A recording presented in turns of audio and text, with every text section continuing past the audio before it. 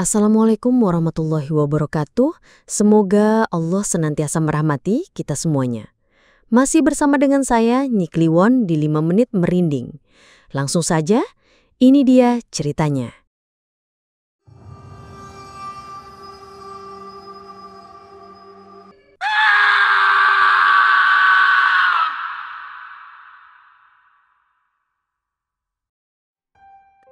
Orang Jawa dulu sering mengingatkan, ojo nyisir bengi, luweh-luweh tengah wengi, nanti ono sing melu.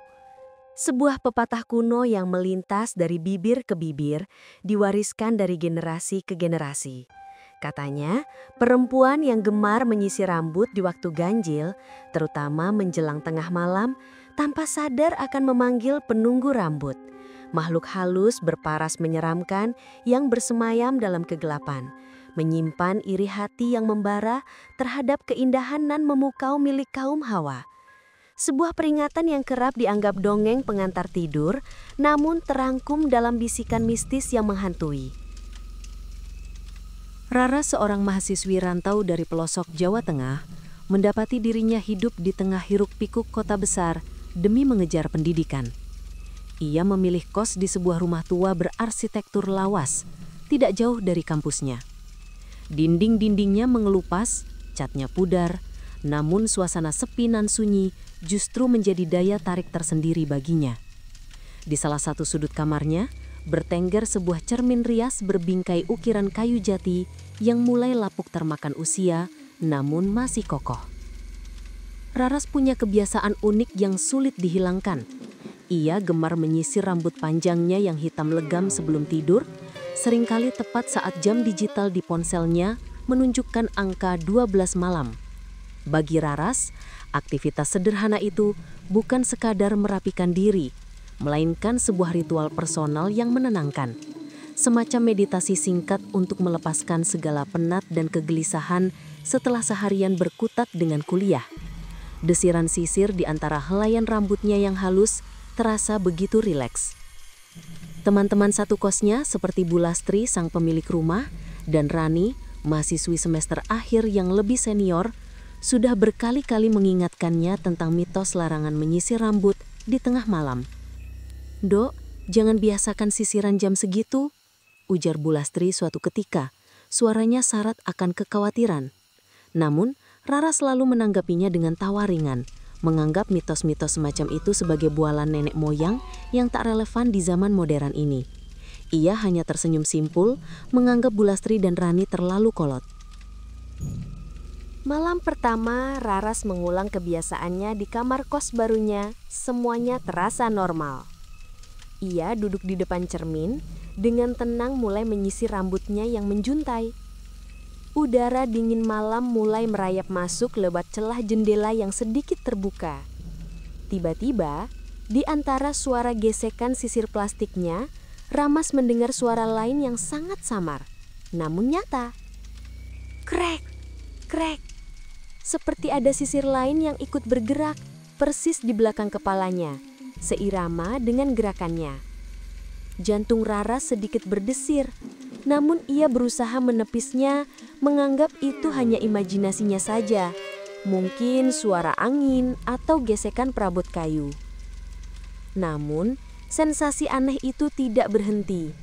Rambut panjangnya terasa lebih berat, seolah-olah ada tangan lain yang ikut menarik dan memegang helaian rambutnya dari belakang. Rasa merinding tiba-tiba menjalar di tengkuknya. Ia segera menghentikan gerakan sisirnya. Anehnya, suara krek-krek itu pun ikut berhenti. Namun saat Raras menatap pantulan dirinya di cermin, sebuah pemandangan ganjil membuat napasnya tertahan. Rambutnya, yang seharusnya sudah diam tak bergerak, terlihat masih bergoyang sendiri, seolah-olah tetap disisir oleh tangan gaib yang tak terlihat. Helaian rambutnya bergerak perlahan, naik turun di sudut cermin. Raras mengedipkan mata berkali-kali, berpikir mungkin ia terlalu lelah. Tapi gerakan itu jelas, sangat jelas. Rasa dingin menjalar di seluruh tubuhnya. Ia segera meletakkan sisirnya, lalu buru-buru naik ke tempat tidur berusaha tidur meski matanya tak mau terpejam.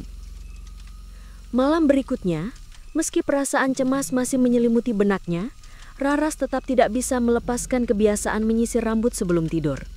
Entah karena keras kepala, atau justru ada dorongan lain yang tak disadari, ia kembali duduk di depan cermin.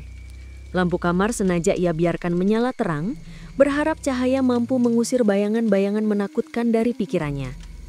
Ia mengambil sisirnya dan mulai menyisir perlahan, sambil sesekali melirik pantulan di cermin.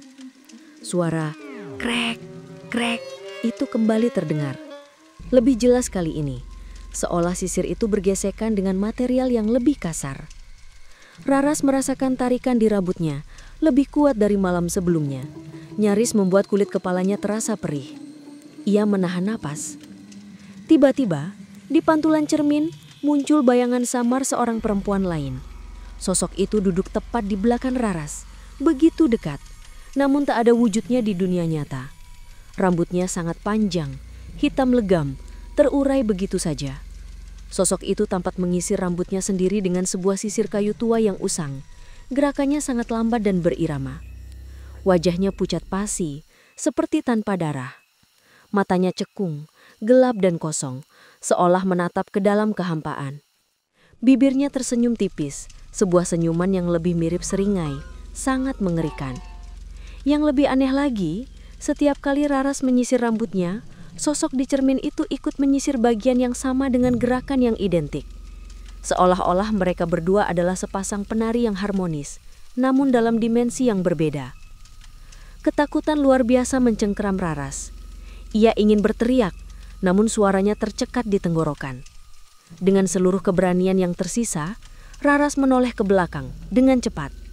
Ruangan kosong, tak ada siapapun. Hanya ada dinding kusam dan lemari pakaian yang tertutup rapat. Namun begitu ia kembali menatap cermin, sosok perempuan pucat itu masih ada. Tersenyum dingin, melanjutkan gerakan menyisirnya seolah tidak terjadi apa-apa. Teror itu tidak berhenti di sana. Malam-malam berikutnya menjadi mimpi buruk yang berulang. Setiap kali Raras duduk di depan cermin, sosok itu selalu muncul, semakin jelas, semakin nyata. Suara sisir yang ikut bergerak kini semakin keras. Tidak hanya satu, tetapi seakan-akan ada puluhan sisir yang bergesekan bersamaan, menciptakan orkestra seram yang menusuk telinga. Udara di kamar terasa semakin dingin, bukan dingin biasa, melainkan dingin yang menusuk tulang dan mencekam. Aroma tanah basah dan bunga melati yang layu tiba-tiba menyeruak, membuat Raras mual. Kemudian hal yang paling mengerikan terjadi.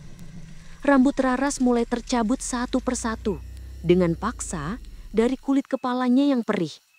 Setiap helai yang jatuh ke lantai tiba-tiba terlihat meneteskan darah segar. Rasanya seperti ribuan jarum menusuk-nusuk kepalanya. Sosok di cermin kini terlihat sangat jelas. Tidak lagi samar, wajahnya yang pucat kini berlumuran noda hitam seperti tanah.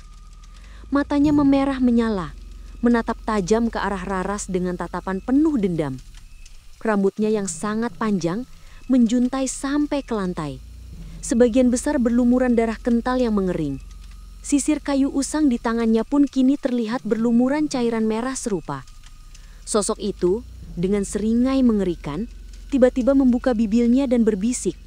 Suaranya melengking tajam, namun hanya Raras yang bisa mendengarnya, seolah datang langsung dari dalam otaknya.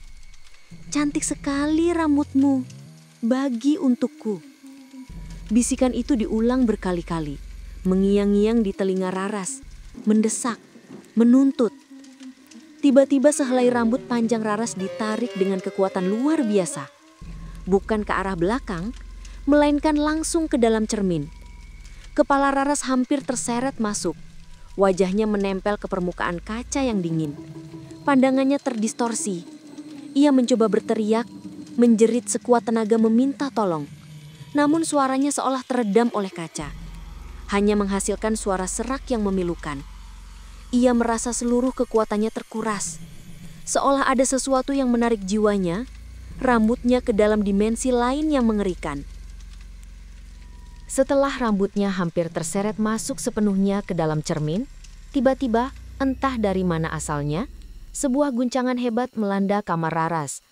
Sosok berambut panjang itu seketika menghilang, lenyap seperti asap. Cermin di depannya tidak pecah seluruhnya, namun retakan kecil yang panjang dan melengkung tiba-tiba muncul di bagian pinggir, seolah ada sesuatu yang gagal keluar dari dalam atau berhasil didorong kembali ke dalamnya. Raras jatuh tersungkur di lantai, tubuhnya bergetar hebat tak terkendali. Napasnya terengah-engah, dadanya naik turun dengan cepat. Tangannya masih memegang erat sisir plastiknya, namun jari-jarinya kaku, seperti membeku, tak bisa dilepaskan. Ia menjerit sampai tenggorokannya serak, suaranya pecah dan parau, lantas mendekap kepalanya sendiri, seolah ingin melindungi dari sentuhan tak kasat mata. Matanya kosong, pandangannya nanar, menatap dinding di depannya tanpa fokus. Mulutnya terus menggumam, "Jangan sisir lagi, jangan sisir lagi." Gumaman itu berulang-ulang, seperti mantra horor yang tak berkesudahan. Pagi harinya, Rani yang hendak ke kamar mandi, kebetulan melewati kamar Raras. Ia mendengar suara gumaman aneh dan ketukan pelan dari dalam. Merasa penasaran dan khawatir, Rani mencoba memanggil Raras, namun tak ada jawaban. Setelah beberapa kali mengetuk, Rani memutuskan untuk membuka pintu kamar Raras yang ternyata tidak terkunci. Pemandangan yang menyambutnya membuat Rani terkesiap. Raras duduk meringkuk di lantai, tepat di depan cermin yang kini retak. Tubuhnya kaku. Matanya menatap pantulan dirinya sendiri dengan ketakutan luar biasa. Sisir masih tergenggam erat di tangannya yang berlumuran sedikit darah kering. Rambutnya acak-acakan. Beberapa helai terlepas dan menempel di pipinya. "Raras, kamu kenapa?" seru Rani panik menghampiri temannya. Namun Raras tidak menjawab pertanyaan apapun. Hanya terus menggumamkan kata-kata yang sama, pandangannya kosong. Sejak malam mengerikan itu, Raras tidak pernah lagi berani menyentuh sisir. Bahkan hanya melihat rambut panjangnya sendiri, yang dulu sangat ia banggakan, sudah cukup membuatnya menjerit histeris. Rambutnya kini selalu digelung atau ditutupi, seolah-olah ia ingin menyembunyikan keindahan yang dulu menarik petaka. Ketakutan itu terus menghantuinya, membekas dalam setiap hela napas, mengingatkannya pada bayangan di cermin yang tak akan pernah bisa ia lupakan. Bersama saya, Nyi Kliwon. Sampai jumpa di episode Mencekam selanjutnya. Jangan lupa subscribe, like, and share. Terima kasih. Wassalamualaikum warahmatullahi wabarakatuh.